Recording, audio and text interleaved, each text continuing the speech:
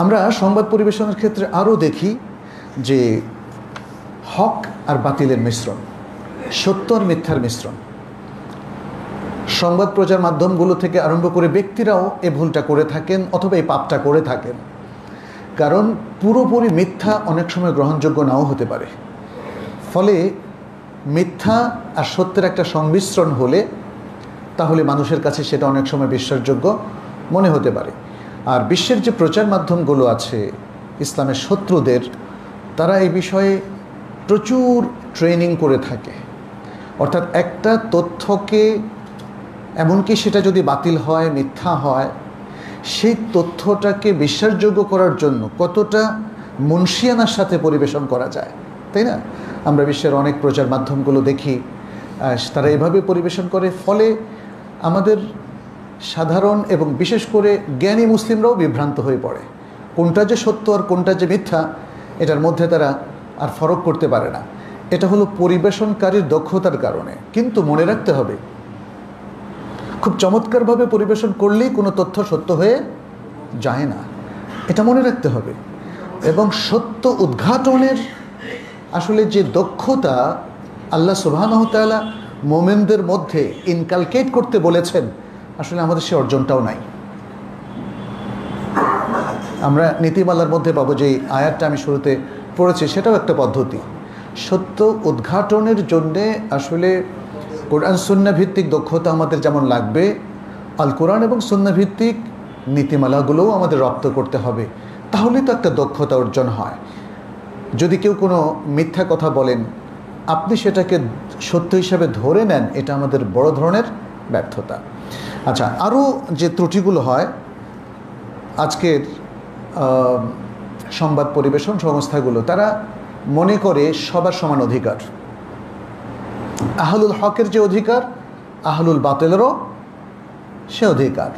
ফলে মুসলিমদের যে ঈমান আকীদা ভিত্তিক তাদের যে এক্সপ্রেশনটা, সেটাকে তারা বায়াসড মনে করে। যেমন একটা ছোট্ট উদাহরণ দিই, যদি কোনো মুসলিম উহুদের যুদ্ধে অংশগ্রহণকারীদের সম্পর্কে বলে, যেমন বলে হামজা ইবনে আব্দুল মুত্তালিব রাদিয়াল্লাহু তাআলা আনহু ও আবু জাহাল লাআনাহুল্লাহ,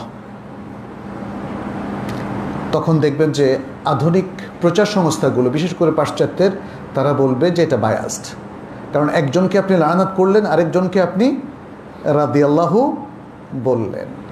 এর কারণ হচ্ছে তারা বাতিলপন্থী এবং হক আর বাতিলের মধ্যে তারা একাকার করে ফেলতে চায়, যাতে করে বাতিলদেরকে প্রতিষ্ঠা করা যায়। এবং আজকে যে পাপগুলোকে প্রতিষ্ঠা করার জন্য চেষ্টা চলছে, যেমন সেক্সুয়াল মাইনরিটি যাদেরকে বলা হয়, আপনারা জানেন তারা কারা, সমকামিতা থেকে আরম্ভ করে, ঠিক একই পন্থায় যে কোনো ইসলাম বিরোধী চিন্তা চেতনাকে প্রতিষ্ঠা করার জন্য এটাকে আইনি অধিকারের আওতায় নিয়ে আসা হচ্ছে এবং সেটাকে সাধারণ মানুষের কাছে এবং আমাদের শিক্ষিত সমাজের কাছে এমনভাবে উপস্থাপন করা হচ্ছে যাতে তারা মনে করেন ইয়েস, এটা তাদের রাইটস, তাই না?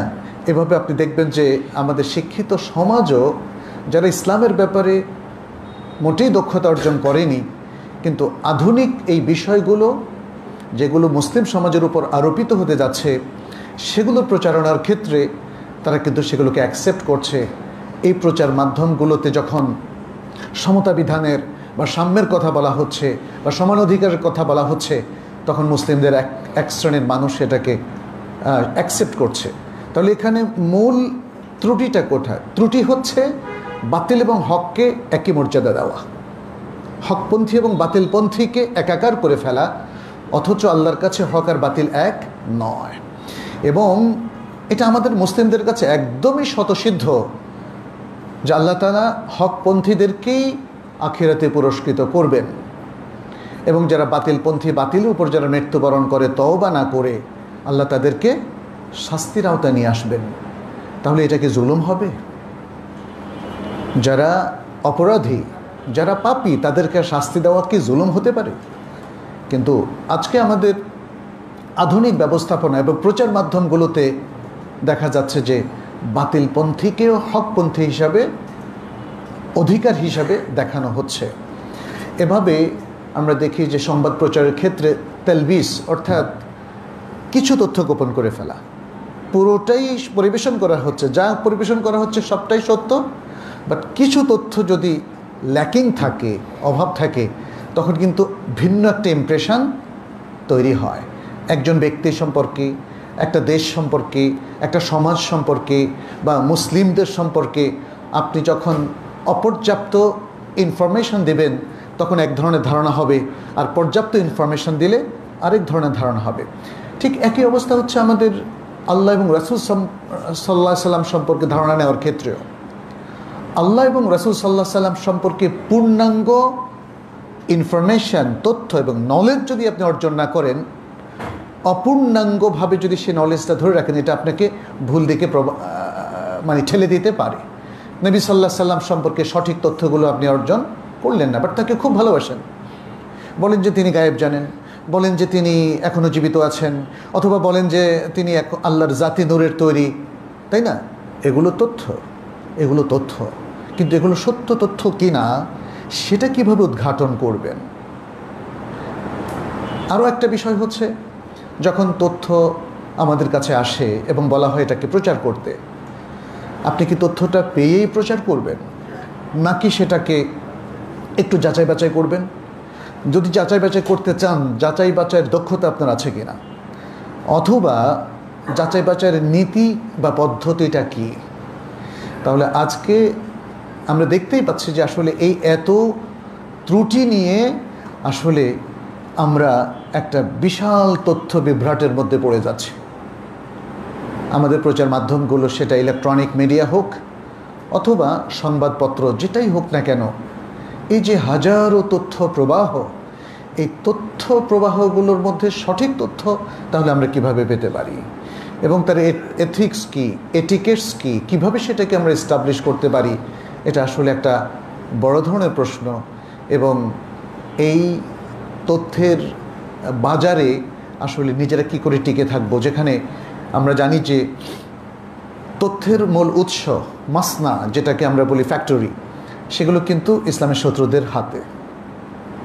যে বিশ্ববিখ্যাত যে প্রচার মাধ্যমগুলো, যেখান থেকে তথ্যগুলো আমাদের মুসলিম দেশগুলোতে আসে, তারপরে সেগুলোকে অনুবাদ করা হয়। আমি নিজেও যখন ম্যাট্রিক ইন্টারমিডিয়েট পড়তাম, বিভিন্ন পত্রিকায় কাজ করেছি, সেখানে ইংরেজি থেকে তথ্যগুলো বা সংবাদগুলো আমাদের অনুবাদ করতে হতো। সম্ভবত এখনও একই নিয়ম আছে। এই তথ্যগুলো কে প্রোভাইড করছে, এই তথ্যগুলো কে আমাদেরকে দিচ্ছে? প্রত্যেকটা তথ্য যে আমরা অনুবাদ করে সংবাদে ছাপিয়ে দিচ্ছি, তাহলে যাচাই বাছাইটা কোথায় হচ্ছে, তাই না? প্লাস আমরা দেখতে পাচ্ছি আমাদের এখানে অপরাধ জগতের কিছু সংবাদ আসে, বা বিভিন্ন যেমন শিক্ষা প্রতিষ্ঠানের খবরগুলো আসে, বিভিন্ন ব্যক্তি সম্পর্কে আসে, অমুকে ঘুষ খেয়েছে, এ করেছে, সে করেছে, অমুকে এই কাজ করেছে, সে কাজ করে, তাই না? নানা ধরনের সংবাদ, সব তথ্যই যে ইংরেজিতে আসে আর আমরা অনুবাদ করি, ব্যাপারটা সেটা নয়। আমাদেরও অনেকেই নিজেরা তথ্য তৈরি করেন, নিজেরা কোনো কিছু উদ্ঘাটন করেন, তদন্ত করেন, তদন্ত সাপেক্ষে তারা অনেক কথা বলেন।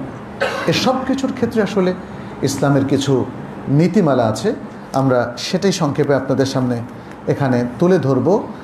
আমরা দেখি যে আমাদের উলামায়ে কেরামের মধ্যে অনেকেই এই সকল ব্যাপারে আমাদেরকে সতর্ক করেছেন। দু একটা কাউল বলে আমি নীতিমালার দিকে যাব। এখানে ইমাম হাসান আল বসরি তিনি একটা ঘটনা বর্ণনা করেছেন। তিনি বলছেন যে বসরাতে এক লোক ছিল আমাদের কাছে, সে বলল যে অবশ্যই আমি একটা মিথ্যা কথা রটাবো যাতে খলিফার কাছে পর্যন্ত সেটা যায়, এবং তিনিও সেই মিথ্যাটা বিশ্বাস করে ফেলেন। এই লোকই বলল যে আমি কথাটা রটালাম, এবং ঘরে ফেরার আগে আমি লোকমুখে শুনতে পেলাম, আমার মনে হলো এটা সত্য, আমি মিথ্যা কথা বলি নাই। মানুষ এতভাবে অ্যাকসেপ্ট করেছে। আমি এই কথাটা রটিয়ে ঘরে ফেরার আগেই দেখলাম এটা মানুষের মধ্যে প্রচার হয়ে গেল, আর যে কথাটা আমি তৈরি করলাম, আমি বানালাম, এখন আমার মনে হচ্ছে ওটা সত্য।